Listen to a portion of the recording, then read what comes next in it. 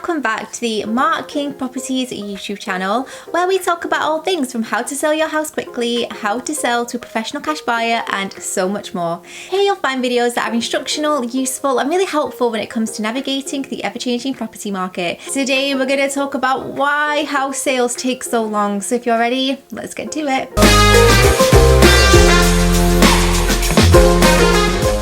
Typically, there are many reasons that delays happen in the course of a sale, so we thought we would give you the 5 main reasons that there are delays in hopes that you can avoid them happening, spot them early, and minimize any future chances for delays. Number 1, and that is gathering documentation early. So there are going to be many documents through the course of the sale that you will be expected to prepare, order, and hand in to the estate agent and solicitor.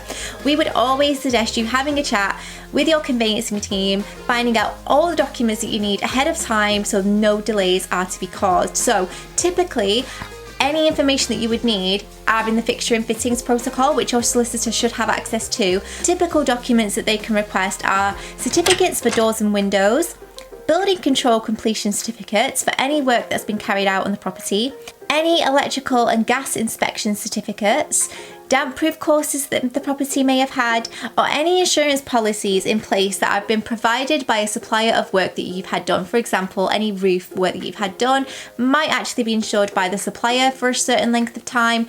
Those documents and policies need to be handed over as well. Number 2 is long sale chains. Now, being part of a sale chain is incredibly difficult because you're not only relying on your tasks, you're relying on the tasks that other people need to do and get to their solicitors and their estate agents being done on time as well.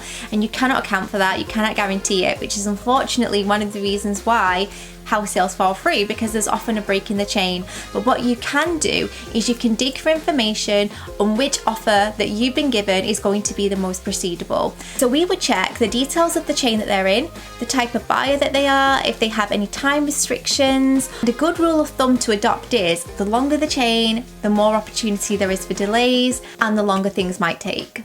Number 3, and that is slow local authority searches. Now, this is the bane of many people's lives because typically it's one of the things that takes the lengthiest amount of time. It's always worth asking your solicitor to check the buyer's solicitors have paid for and requested searches early. This is because they can take months to request and arranged, so it's always worth getting that done ahead of time before mortgage offers. Ask for details of the type of mortgage or lender that the buyer is using. This can give information about how likely it is that the sale will proceed quickly or slowly.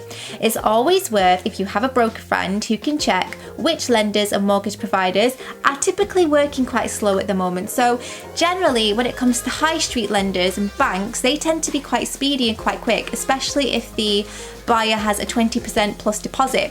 But then we find that buy-to-let mortgages are extremely slow, so it's always worth finding the background of the person that's buying your property. Number 5, and this one is the pet peeve of most people, and that is poor communication.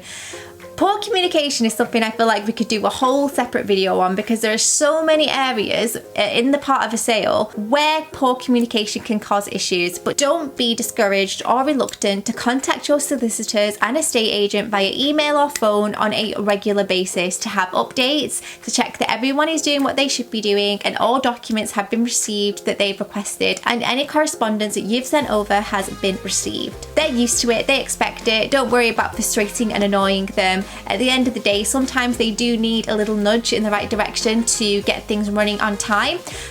Normally, good estate agents will have a sales progression team, or at least one person who's a dedicated point of contact who will take the ownership of your case on, make sure everything is done on time, make sure that all the documents are received and are processed as they should be. So there you have it, the 5 main reasons why house sales seem to take forever. If you have any experiences that are different to the ones that we've mentioned that have delayed your sale or your purchase, pop them in the comments box down below. And as always, if you have any questions for Mark, make sure to pop them down as well. He'd be thrilled to answer them for you.